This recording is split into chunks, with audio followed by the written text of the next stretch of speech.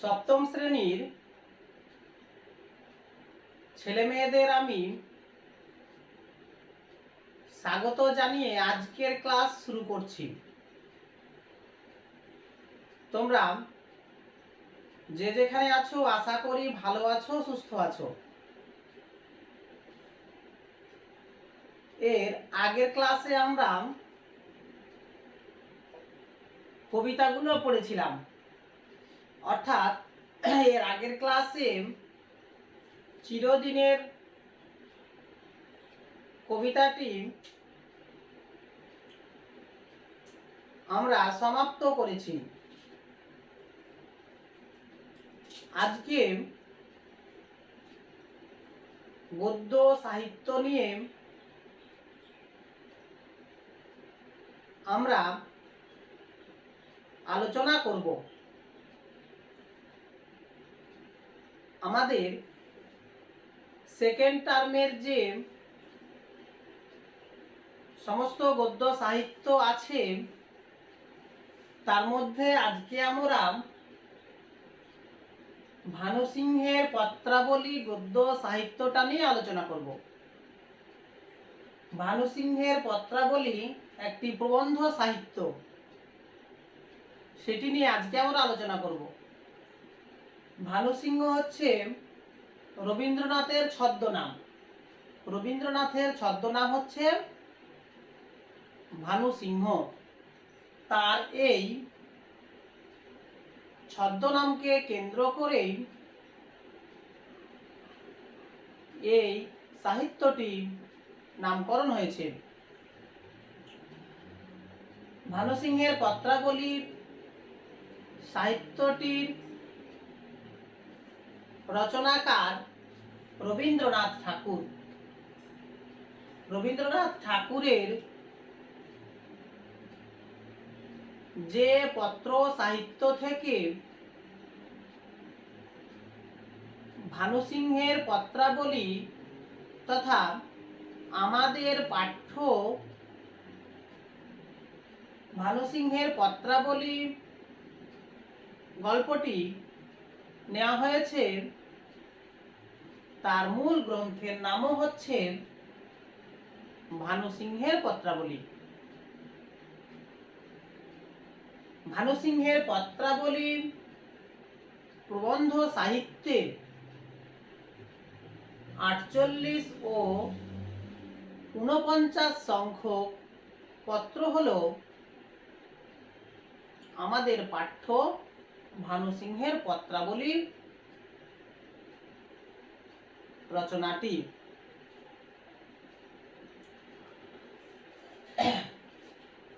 রবীন্দ্রনাথের জন্ম 1861 খ্রিস্টাব্দে কলকাতায় জোড়াসাঁকোর ঠাকুর পরিবারে। ছোটবেলা থেকে সাহিত্যের প্রতি তার টান লক্ষ্য করা যায়। মাত্র 8 বছর বয়সেই সে কবিতা রচনা করে ফেলেছিলেন। 8 বছর বয়সে সাহিত্যের জগতে তার যে পদার্পণ, তার সেই পদার্পণ আর থেমে থাকেননি। দ্রুততার সহিত এগিয়ে গিয়েছে সে সাহিত্যের জগতে।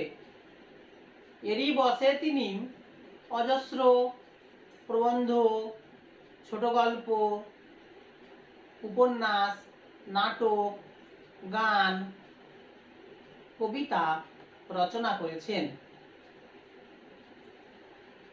শেষ বয়সে তিনি আবার চিত্রশিল্পীও হয়েছিলেন।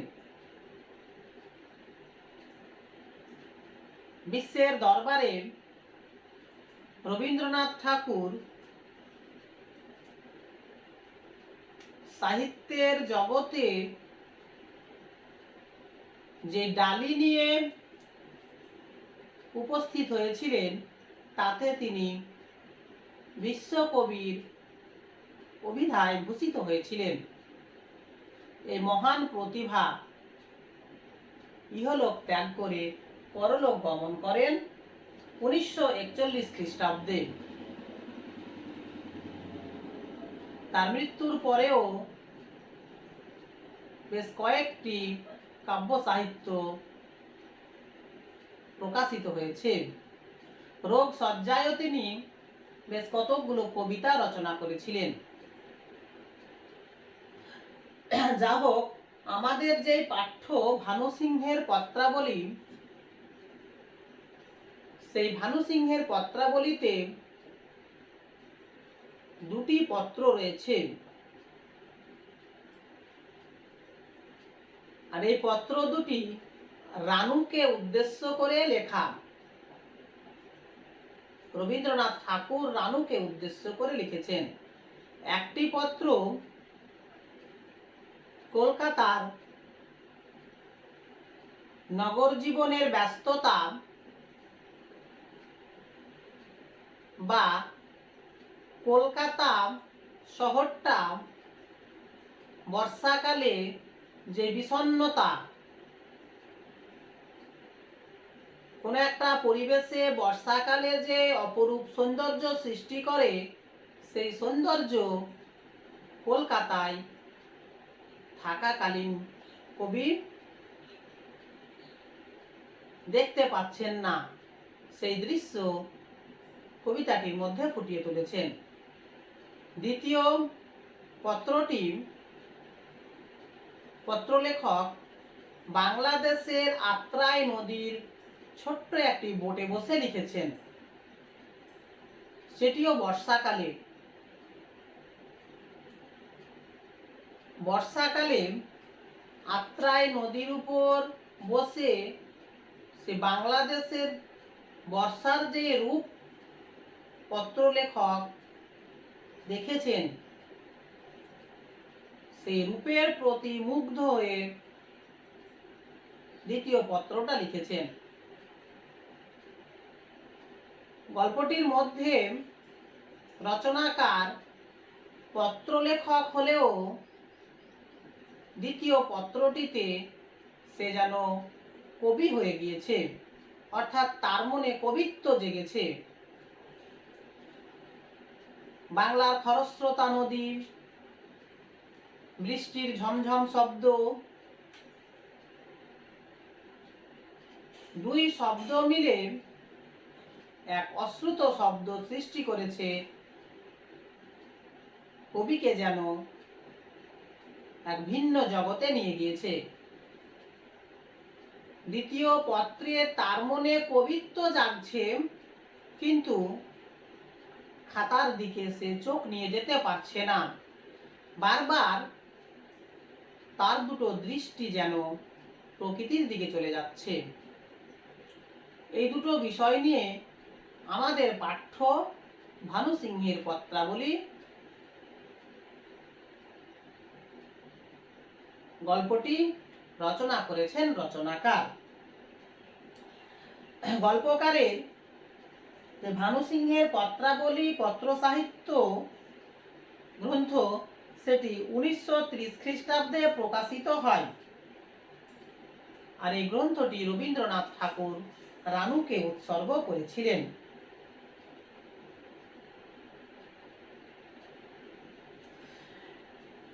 ভানু সিংহের পত্রাবলী পত্রগুলো দিয়েই রবীন্দ্রনাথের একটি কাব্য, যেমন পত্রপুট কাব্য, পত্রপুট কাব্যটি রচনা হয়েছিল। পত্রগুলোর মধ্যে রবীন্দ্রনাথ ঠাকুর রানুর প্রতি আশীর্বাদ দিয়েছিল। ভানুদাদা, আমরা দেখতে পাবো ভানুদাদা আসলে কে? ভানুদাদা হচ্ছে রবীন্দ্রনাথ ঠাকুর। ভানুদাদার আশীর্বাদ রইল রানু উপর, রানু বনের উপর। এ ছিল আমাদের ভানু সিংহের পত্রাবলীর প্রাথমিক আলোচনা। আমরা এবার মূল পাঠ্যে এগিয়ে যাব। মূল পাঠ্য তোমরা বের করো। ভানু সিংহের পত্রাবলী 80 পাতাতে আছে, দেখো, এবং পুঙ্খানুপুঙ্খভাবে টেক্সটটা নিয়ে আলোচনা করো।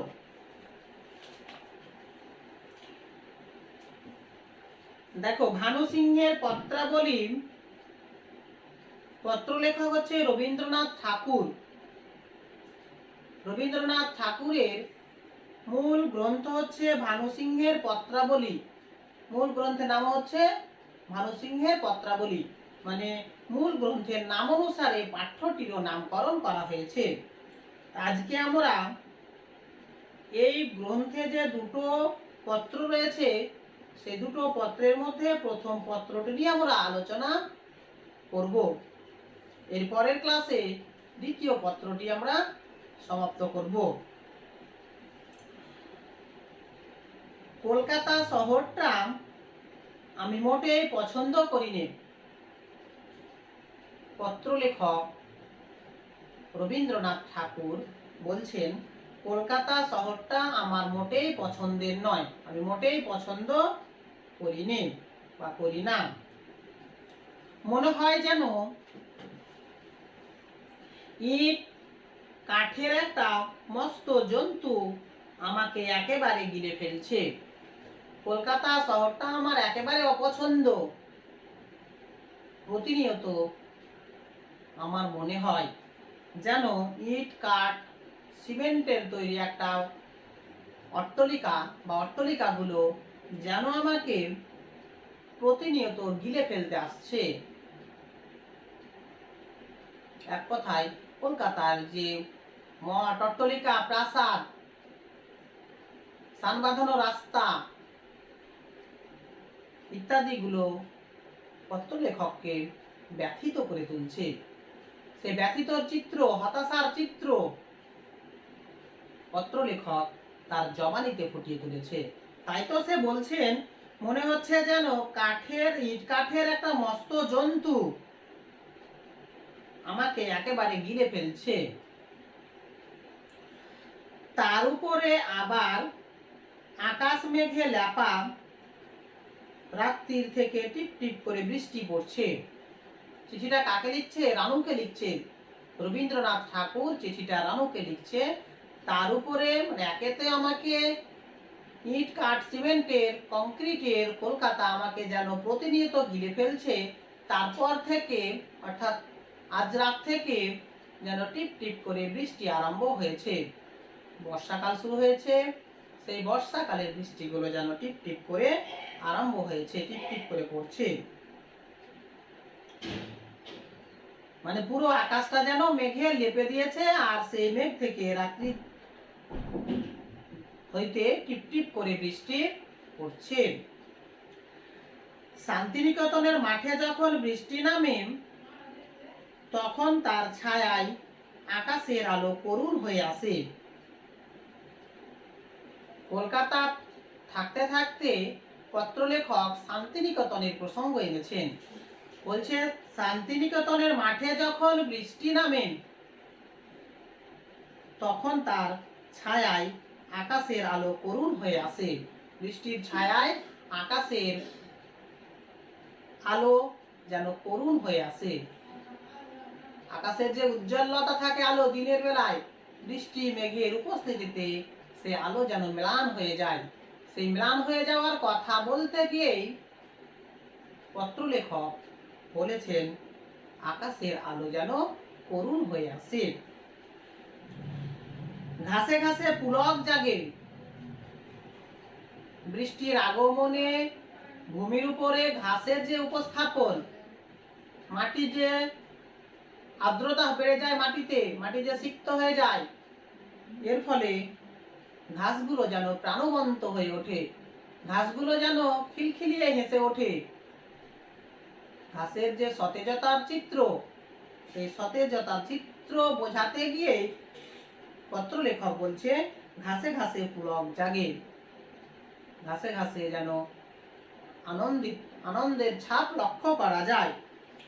গাছগুলি যেন কথা কইতে চায়। শান্তিনিকেতনে বর্ষাকালের গাছগুলো যেন কথা বলতে চায়, অর্থাৎ তারা যেন প্রাণ ফিরে পায়। গ্রীষ্মের দাবাদহের পর বর্ষা যখন নেমে আসে, মাঠে ঘাটে গাছপালা যেন নতুন করে প্রাণ পায়, সেই কথা এখানে লেখক বলছেন, আমার মনের মধ্যে গান জেগে ওঠে সেই দৃশ্যে, শান্তিনিকেতনের সেই বর্ষাকালের দৃশ্যে আমার মনের মধ্যে কবিত্ব জেগে ওঠে, আমার মনের মধ্যে গানের উপস্থাপন হয়, গান বলার ইচ্ছে করে। আর তার সুর গিয়ে পৌঁছায় দিনুর ঘরে। আমার মনের মধ্যে যে গান জেগে ওঠে, আমি গান বলতে আরম্ভ করি। কে বলছেন? রবীন্দ্রনাথ ঠাকুর। রবীন্দ্রনাথ ঠাকুরের সেই গানের সুর গিয়ে পৌঁছায় দিনুর ঘরে। দিনু হচ্ছে তার দাদা দ্বিজেন্দ্রনাথ ঠাকুর। তিনি হচ্ছে রবীন্দ্রনাথের দাদা দ্বিজেন্দ্রনাথ ঠাকুর, দিনুর ঘরে। আর এখানে নববর্ষা, তাহলে এতক্ষণ কোথায় ছিলাম আমরা? কলকাতা শহরের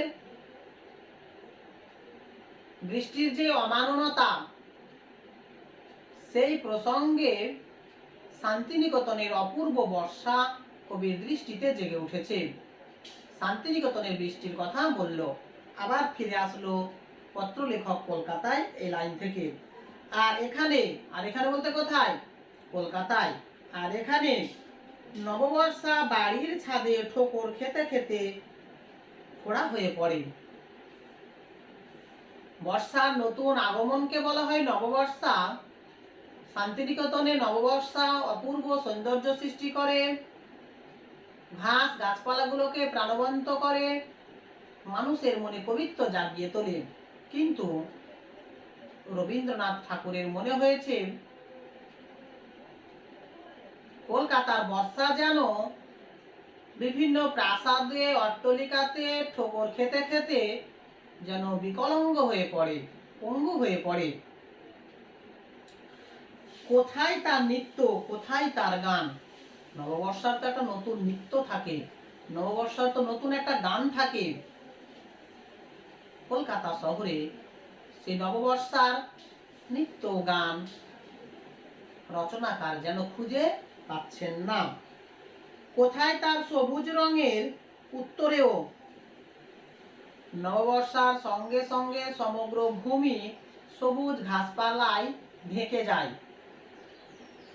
সবুজ ঘাসপালার যে উপস্থাপন, তাতে লেখকের মনে হয়েছে ওটা যেন চাদর বা ওড়না।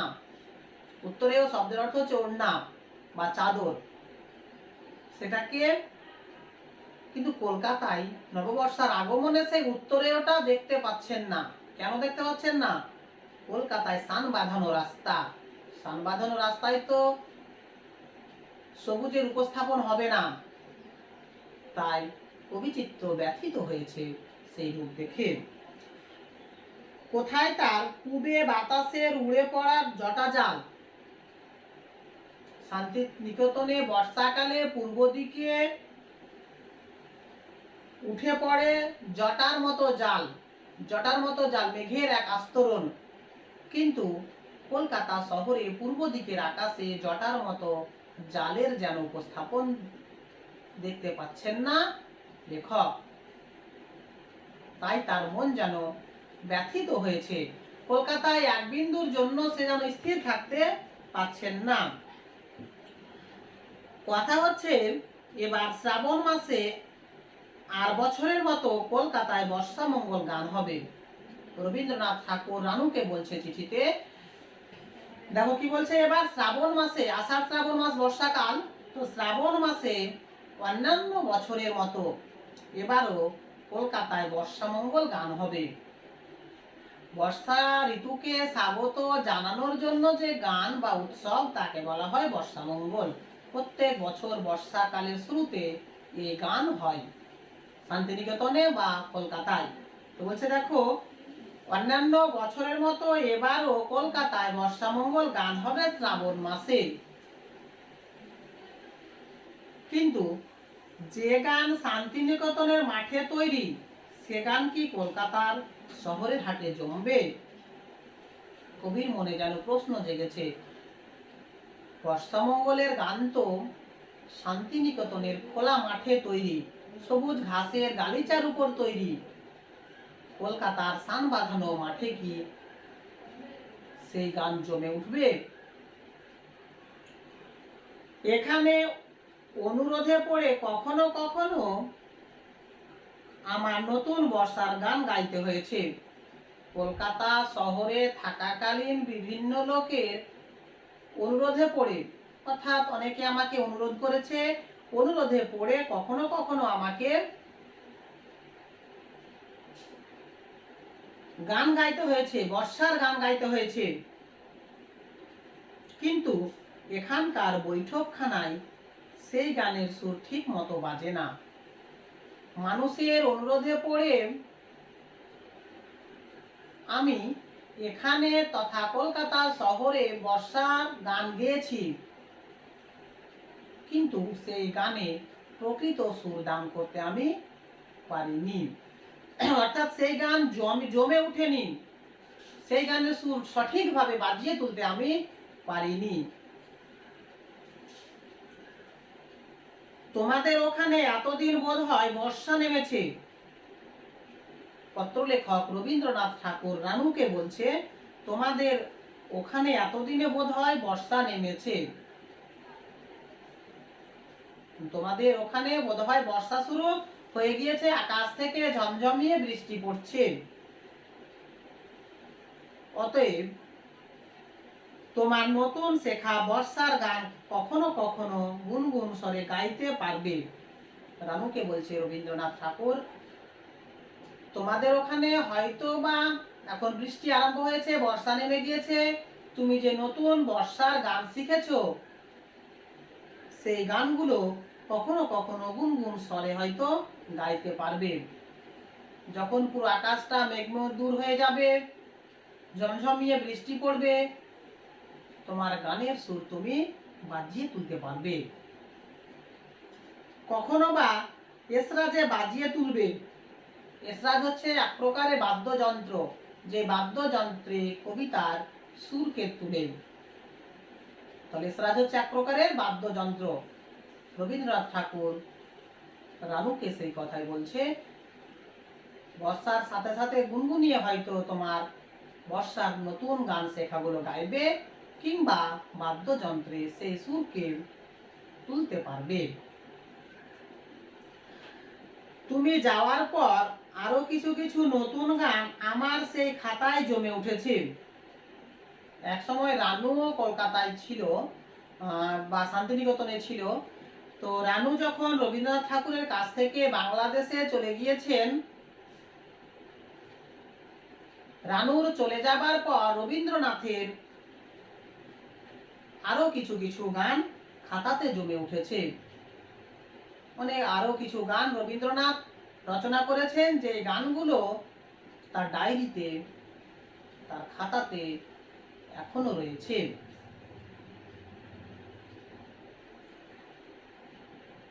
কলকাতায় না এলে আরো জমতো। তাহলে গানগুলো রবীন্দ্রনাথ কোথায় লিখেছিলেন? শান্তিনিকেতনে। রানু চলে গিয়েছে কোথায়? বাংলাদেশে। সেটাই বলছে, তুমি চলে যাবার পর আরো কিছু কিছু গান আমার খাতায় জমে উঠেছে। আমি যদি কলকাতায় না আসতাম তাহলে আরো কিছু গান হয়তো আমার খাতাতে জমতো। এদিকে দিনু বাবুও দাঁত তোলবার জন্য দুদিন হলো কলকাতায় এসেছেন। চিঠিতে আর একটি খবর দিচ্ছেন লেখক রবীন্দ্রনাথ রানুকে, যে এদিকে দিনু বাবু অর্থাৎ দ্বিজেন্দ্রনাথ ঠাকুর দাঁত তোলবার জন্য, তার দাঁত তোলবার জন্য 2-3 দিন হলো কলকাতায় এসেছেন। শান্তিনিকেতন থেকে 2-3 দিন হলো সে কলকাতায় এসেছেন। উদ্দেশ্য হলো দাঁত তোলার কাজে, দাঁতটা তুলবেন বলে। তার দাঁতটা হয়তো নষ্ট হয়ে গিয়েছে, সেই দাঁতটা তোলানোর জন্য ডক্টর দেখাতে দিনুবাবু দ্বিজেন্দ্রনাথ ঠাকুর কলকাতায় এসেছেন। কে বলল? রবীন্দ্রনাথ ঠাকুর। আষাঢ় মাসে বর্ষাকে এ শহরে যেমন মানায় না। আমরা প্রথমে দেখলাম আষাঢ় মাসে বর্ষাকালে পুরো আকাশ মেঘাচ্ছন্ন হয়ে যায়, ঝমঝমিয়ে বৃষ্টি পড়ে, কখনো টুপটাপিয়ে বৃষ্টি পড়ে, সবুজ গালিচায় পুরো ভূমি ঢেকে যায়, নতুন গাছপালাগুলো যেন প্রাণ ফিরে পায়, তারা যেন খিলখিলিয়ে হেসে ওঠে, পূর্বের আকাশে যেন জটাজাল লক্ষ্য করা যায়। সেটা কোথায়? পল্লী পরিবেশে, গ্রামের পরিবেশে। কিন্তু কলকাতায় সেই ধরনের সৌন্দর্য কবি খুঁজে পাচ্ছেন না। সেই জন্য কবি বলছেন কলকাতার শহরে বর্ষাকালকে মানায় না। ওই কথাই বলছে, কলকাতার শহরে বর্ষাকালকে যেমন মানায় না, দিনুবাবুকেও তেমনই। সেরকমই দিনুবাবুকেও মানাচ্ছে না কলকাতা শহরে। দিনুবাবু গ্রামের পরিবেশে, গ্রাম্য সংস্কার নিয়ে, সংস্কৃতি নিয়ে কলকাতা শহরে হাজির হয়েছে। তাই কলকাতার পরিবেশে দিনুবাবুও মানানসই নয়। দিনুবাবু কলকাতা শহরে মানানসই নয়, সেই কথা বলতে গিয়ে রবীন্দ্রনাথ ঠাকুর বলছে বর্ষাকালকে যেমন কলকাতা শহরে মানায় না, সেরকম দিনুবাবুকেও কলকাতা শহরে মানায় না। আজ সকালেই সে পালাবে স্থির করেছে। 2-3 দিন হলো আসা, তার ডাক তোলা হয়ে গিয়েছে। আজকে সকালেই সে ফিরে যাবে শান্তিনিকেতনে। সে স্থির করে নিয়েছে, সেও হাঁপিয়ে গিয়েছে। সে স্থির করে নিয়েছে সে আর কলকাতা শহরে থাকবে না। আজ সকালেই সে কলকাতা শহর থেকে চলে যাবে স্থির করেছে। ইতির রানু। দেখো 29 আষাঢ় 1329 বঙ্গাব্দ। 29 আষাঢ় 1329 বঙ্গাব্দ। এটি খ্রিস্টাব্দ নয়, বঙ্গাব্দ। আর ইতি রানু, রানুকে উৎসর্গ করে চিঠিটা লিখছেন। এ ছিল আমাদের পাঠ্যের প্রথম চিঠি। প্রথম চিঠিটা আজকে আমরা পড়লাম। এর পরের দিন দ্বিতীয় চিঠিটা নিয়ে আলোচনা করব। এটা ভালো করে খুঁটিয়ে খুঁটিয়ে পড়ো। কোনো জায়গায় যদি অসুবিধা হয় তাহলে আমাকে হোয়াটসঅ্যাপে মেসেজ করে সেগুলো ক্লিয়ার করে নাও। আমি আশা করি তোমাদের সমস্যার সমাধান করার চেষ্টা করব। এ ছিল আমাদের পাঠ্য। এখান থেকে আজকের মতো আমি ক্লাস সমাপ্ত করছি। ভালো থেকো, সুস্থ থেকো।